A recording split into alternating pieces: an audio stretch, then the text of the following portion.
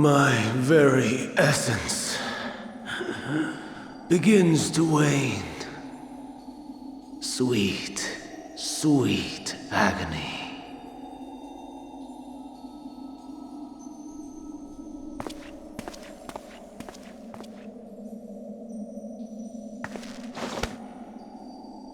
Leave this to him.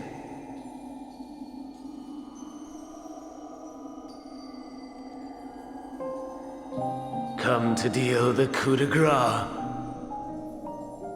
Good. Watching you struggle against the inevitable is bad comedy. Erase me from existence, soul and all.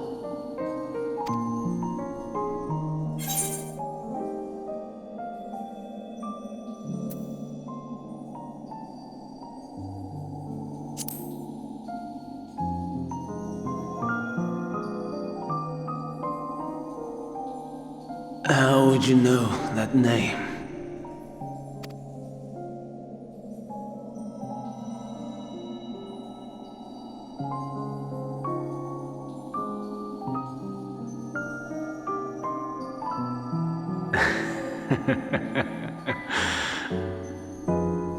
Then it was you. In Elpis. With Emmet-Selk. The final pieces fall into place. In my halcyon days, as the mortal Ammon, I was haunted by a dream. Night after night, the faceless multitude, the voiceless cries, shards of shattered memories. But slowly, the fog began to clear. This was Elpis. And I was Hermes. Recurring though it was, I paid this dream little heed. It was only when I was granted the seat and memories of Fandaniel that I knew these visions to be true. They were the memories of Hermes that he himself erased using the power of Kairos. Or so he thought. In his attempt to burn away the events of that fateful day, he succeeded only in searing them more deeply into his soul. My soul. Death failed to expunge them. No matter how many times it came, rebirth after rebirth, from one Fandaniel to the next. I wonder, is Emmet-Selk adrift somewhere in this ethereal sea? In defeat, finally remembering your time together in Elpis? How it must gall him to be entrusted with knowledge of the final days, only to be rendered powerless to act upon it. So many lifetimes dedicated to restoring his beloved Amarok in blissful ignorance. Oh, folly! But make no mistake, my life as Hermes is not the reason I invited the world's end. I have lived. I have struggled. I have dredged the very depths of despair. And in the detritus of existence, I found the truth. I served a great ruler, powerful beyond measure. The world his dominion. Yet even he and his vast empire were destined to fall. To become one with oblivion. At the end of life's journey lies only death. So I ask you, why live at all? We betray, we torment, We murder. We are wicked, spiteful creatures, without exception. If life is so sacred, so precious, why fill it with such misery? Man wallows in a hell of his own making without purpose or meaning. To live is to suffer, and I would end that suffering by my own hand. It matters not if it flies in the face of all believed right and just. Death is the only solution!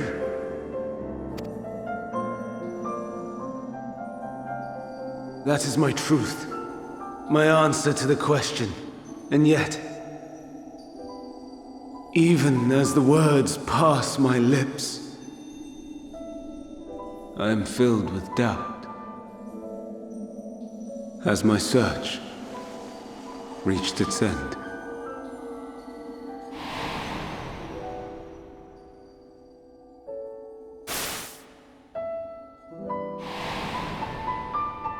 Was this the only way?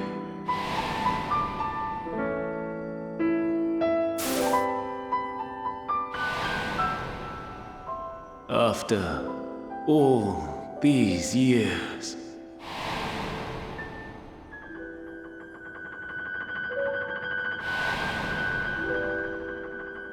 is this the answer I was hoping for?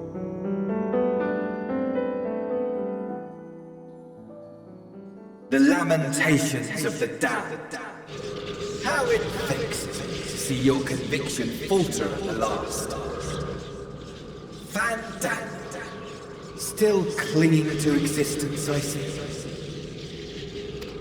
You, who champion death so fervently, unwilling to accept your own, refusing to be purified and swept into the sea of souls. As do I. We prisoners to men, watching as the world turns.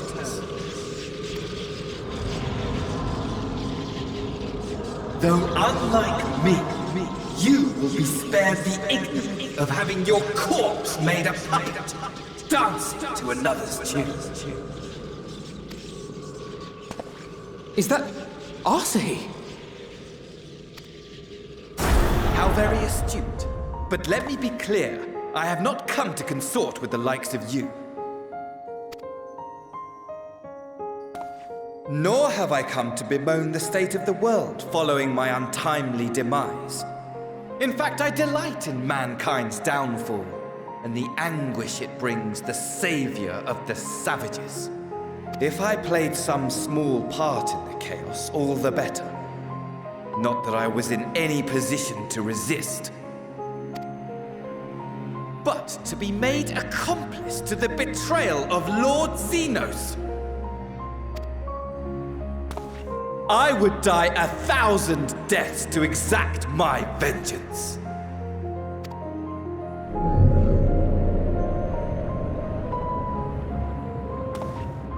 Now you are at my mercy. I shall drag us both into oblivion, and you will never see the fulfillment of your magnum opus. Even should you be reborn, your desperate search for answers must start again.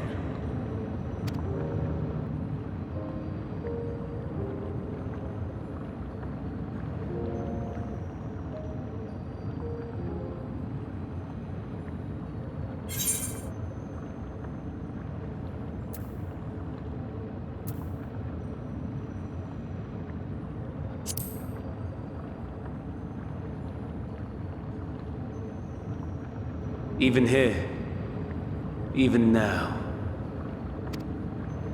you have every right to hate me. For the fool I was, for the monster I became. But I will not beg forgiveness. A tale of Hermes, the man who knew so much, yet understood so little, ends here.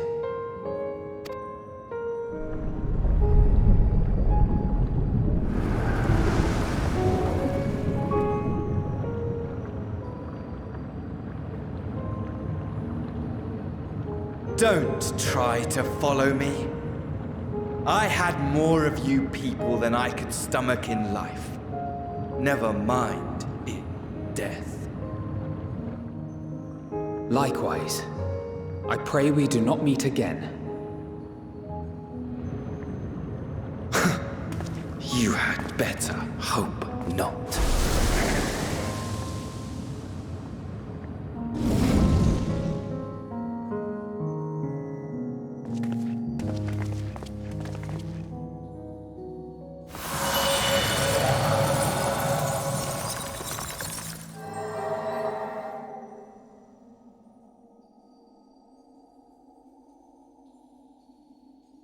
Come. Hydaelyn is waiting.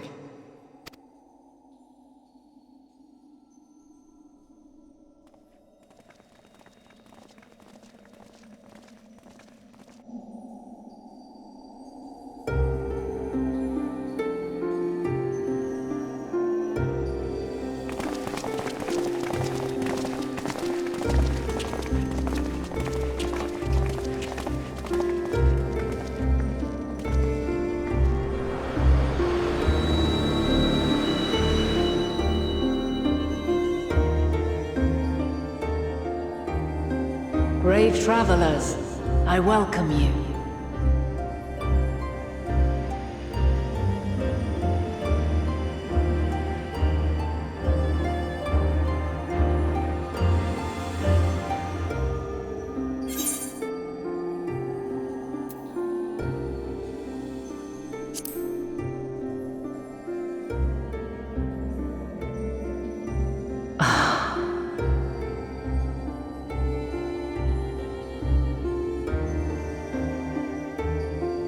I see. Thou didst journey unto Elpis. And now, the rivers of time converge.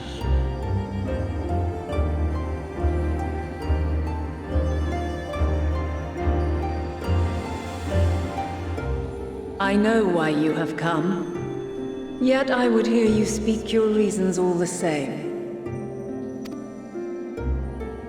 You created the moon to deliver mankind from the final days. But is that really how it has to end? We do not wish to abandon this world. We want to protect the source and all of its shards. To flee is but one of two paths. The other leadeth to Meteion, far beyond the stars, where she doth chant creation's requiem.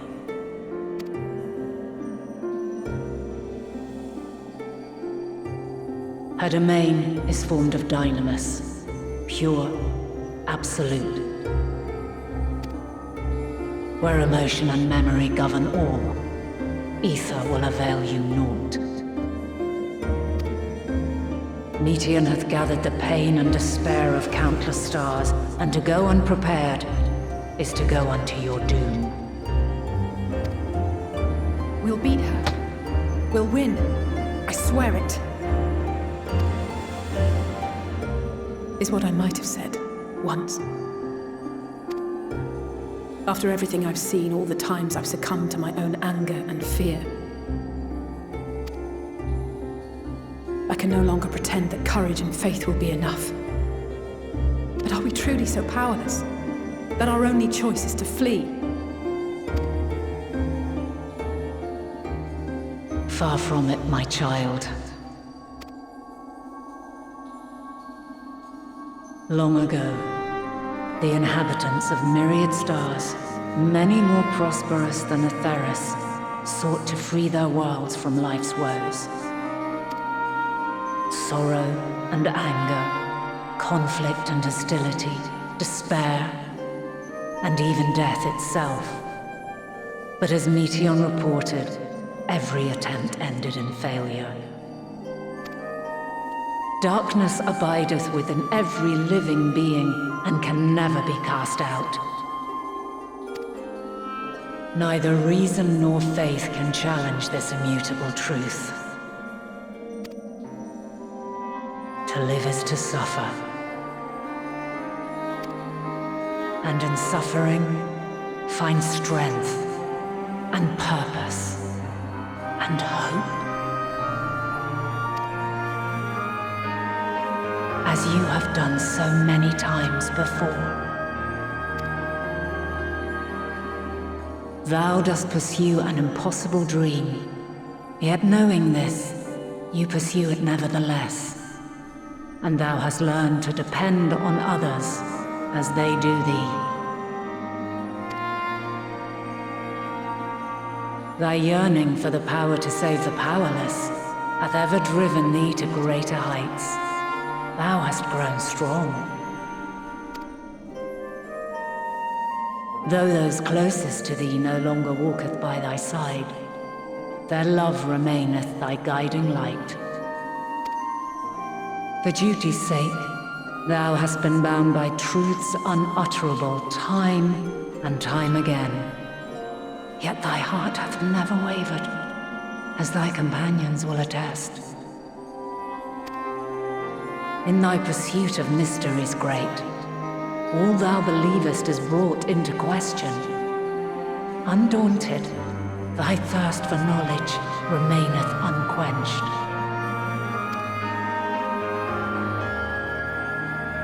The fires of hatred that once burned in thy heart burneth no more.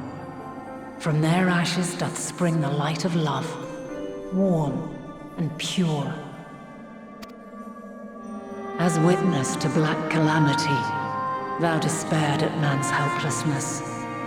Resolved, thou didst unite a distant world on the brink of collapse.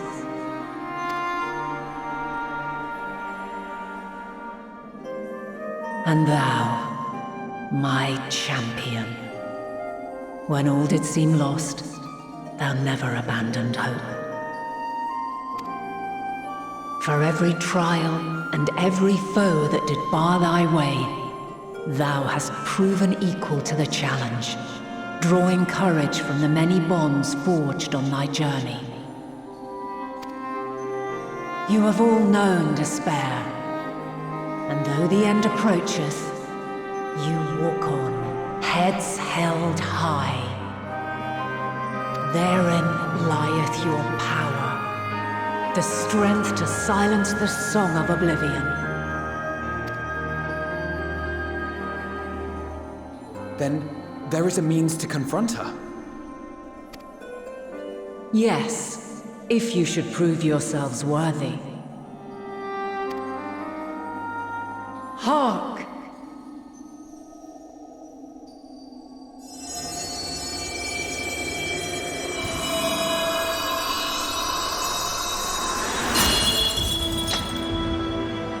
Nigh impossible is it to send mortals to the edge of the universe. Should you fail, there will be no second chance. As the will of the star, I ask of you this. Do you possess the fortitude to stand firm when all around you doth crumble?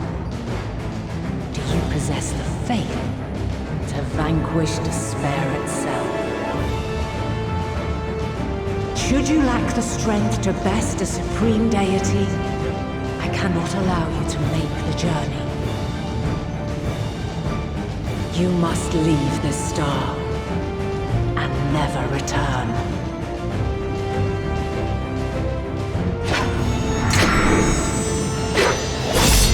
Prepare yourselves. Prove ourselves worthy, eh? Sounds straightforward enough. Aye, no room for confusion there. In any case, we've come too far to back down now. I am of the same mind. What power I have, I shall bring to bear. The three of you seem to be forgetting who we're up against. It's not every day we battle a divine being of untold power. Well, not quite every day. Do try not to get underfoot. Needless to say, there'll be no margin for error. Let us hold nothing back. For the people of this world and those beyond the rift.